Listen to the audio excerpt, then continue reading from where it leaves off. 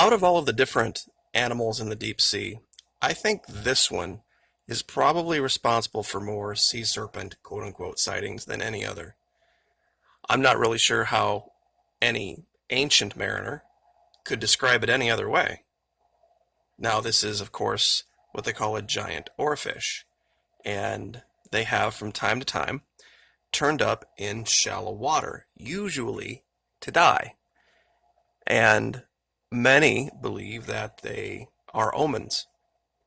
The Japanese believe it's either the sign of a great catch or an earthquake and a tsunami. Just the sight of one of these things will send people running for the hills. It's happened so many times in Japanese lore. Now, they do range in size, and they have turned up here. This one's kind of a medium-sized one. This one's San Francisco, and then this one is even bigger.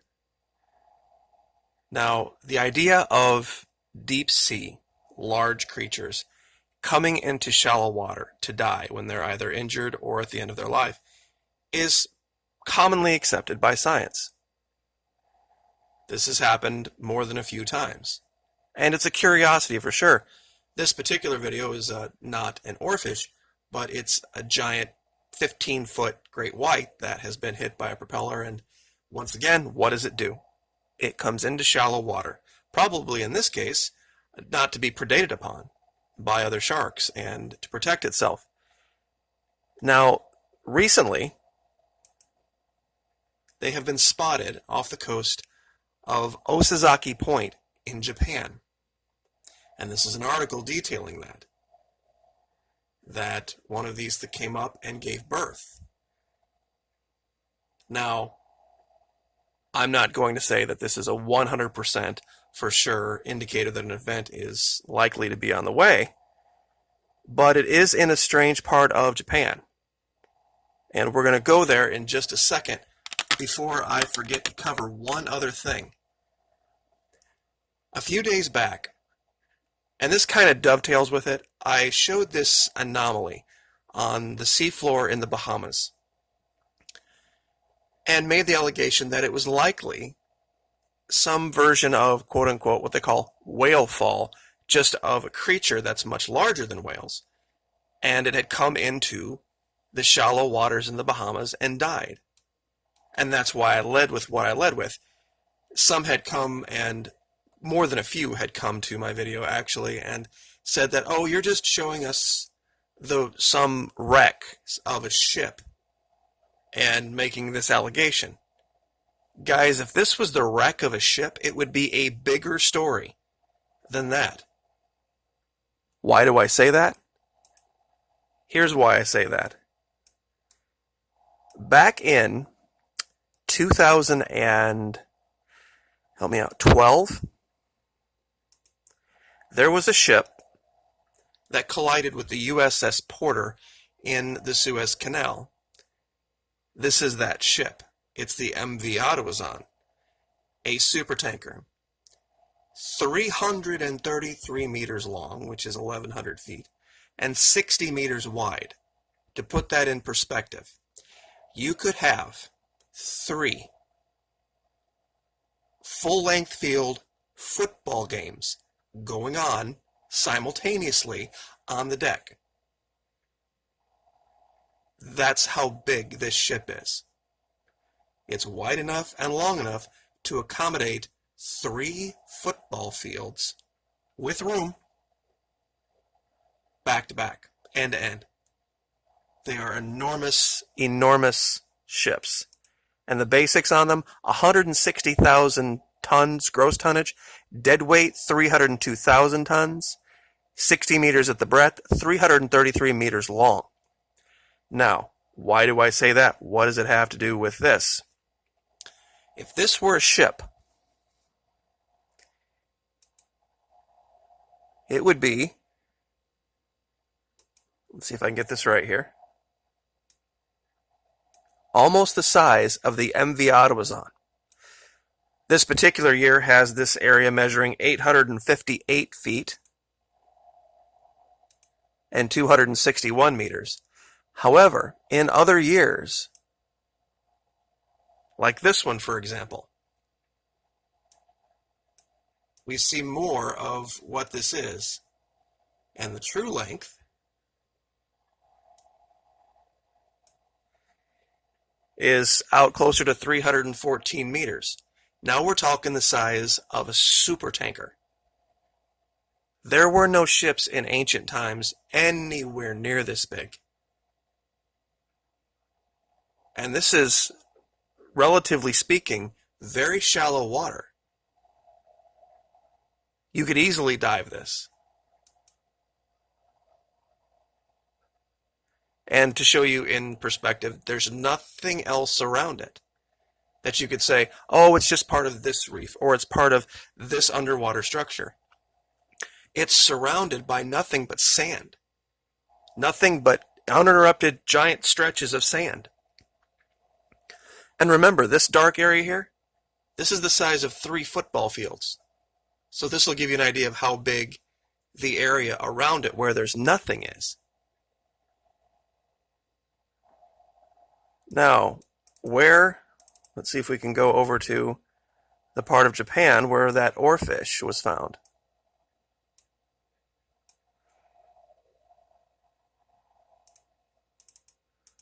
Well, it's not going to let me do it. Actually, I can find it manually. It's not that hard. It's right by where the issue with the Fitzgerald took place, strangely enough. It is right here, where these oarfish only 6 days ago were found.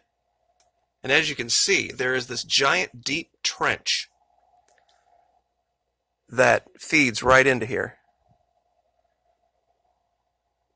So this is how deep water fish would come into that region.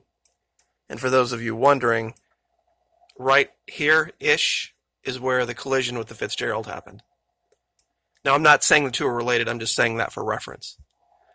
But, once again, we have an event like this, nobody's really talking about it, and it was weird because what got me thinking about it, pardon me, was 2010.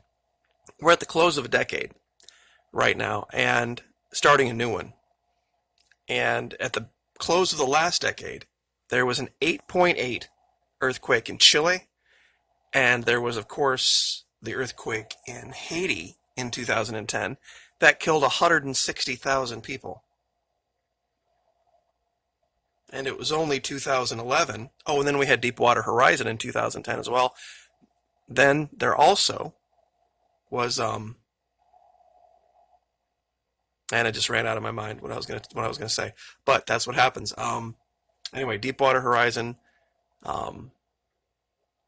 Chile, and Haiti, and there was something else. I'll think of it in a minute. But oh no, 2011. It was the next year that Fukushima happened. That's what I was thinking of. So right at the end of a decade, sometimes it's very strange. We see events like this that, for some reason, it just all correlates together.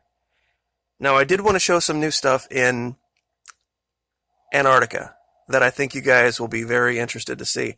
It's a region that I had actually requested people go to. It's an enormous, enormous expanse right here on this glacier.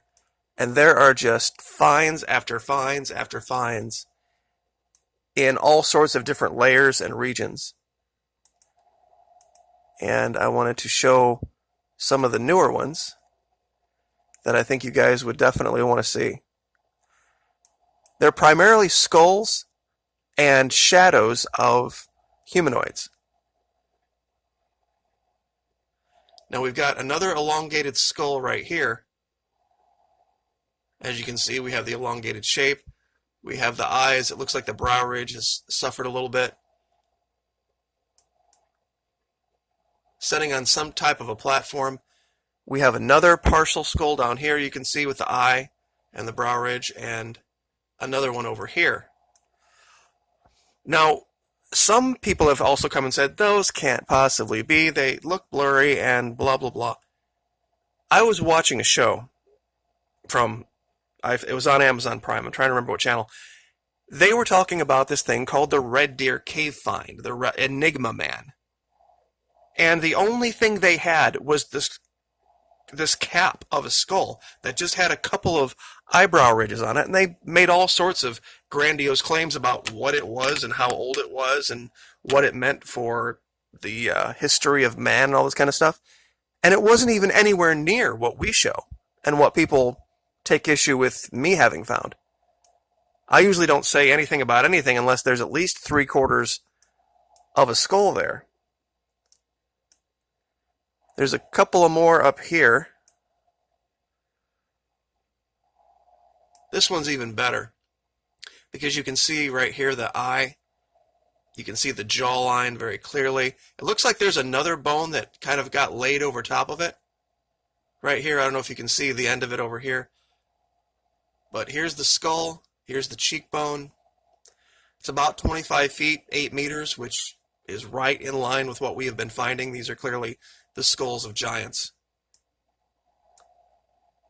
There looks like there might be another remnant of one down here.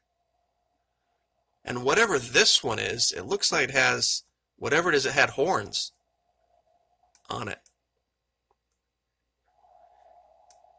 When you find the same shape in shadow, the exact same one, over and over and over and over again, I don't know how anybody can say apophenia or pareidolia, because we can show it over and over again, what look like the shadows of human activity that aren't really all that ambiguous, really, when you look at it. I mean, here we have a human figure that shows legs, a torso, a head, an arm pointing this direction, and an arm straight down, standing in front of another humanoid figure. Left arm, right arm. We have a head, shoulders, a torso, and then we have 2 very large legs. This looks like a giant and a smaller person.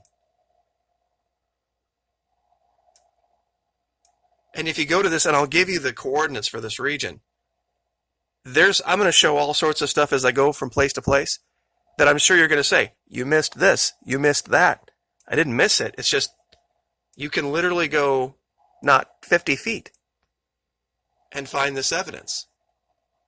Once again, right here, left leg, left arm, right arm, head, torso. It is all over the place. And if you just slowly scroll through, you will see stuff everywhere that can't be explained by wind, ice, rock, and snow. See, that's what I think a lot of the naysayers are missing. If I'm wrong, what's your explanation? If it's that, well, that's just how snow blows. That's just what happens when things get cold and the snow blows and it just shows up in shapes like that. Sorry, not buying that. That's about as ridiculous as anything else.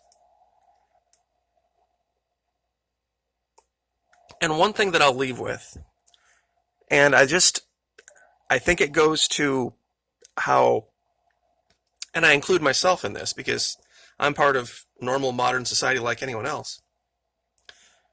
I think the future is going to judge us pretty harshly on this era, that we had the ability to go and investigate and see things like this and get to the bottom of it and get to the truth of it. And we wasted our energies on minutia. I wish I had the wherewithal. I wish I had the millions of dollars it would take to put together the ships, to put together the coordination, the logistics, to go do a little America. And there are governments that do have that money, have that and far more resources that they're dedicating to things that are much sillier and much more ridiculous, that have no good end. It's the 5th largest. Most people don't realize Antarctica is bigger than Europe. It's the 5th largest continent on the planet. 3/4 of the world's fresh water here. People don't really wrap their mind around that as well. Think of every lake, every stream, every river in the world, and take all of that water flow, put it all together, and then multiply that by 3. And that's what is in Antarctica. Fresh water. This particular image right here, some people would say, oh, it's just a shadow, it's just a shadow, it's just a shadow. Well, down here, it has a green image to it, and look closely at what you would call the head. Can someone explain this imagery?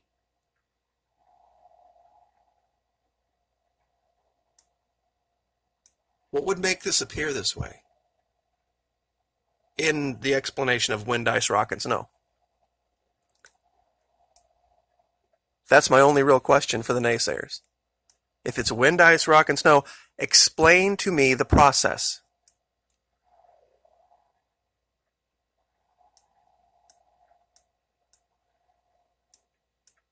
What is this down here? I mean, I would genuinely like to know. But once again, that's just one tiny area. All sorts of things. Just want to make sure I showed everything here. Very strange looking, very specific shape there. And I think that was all of them.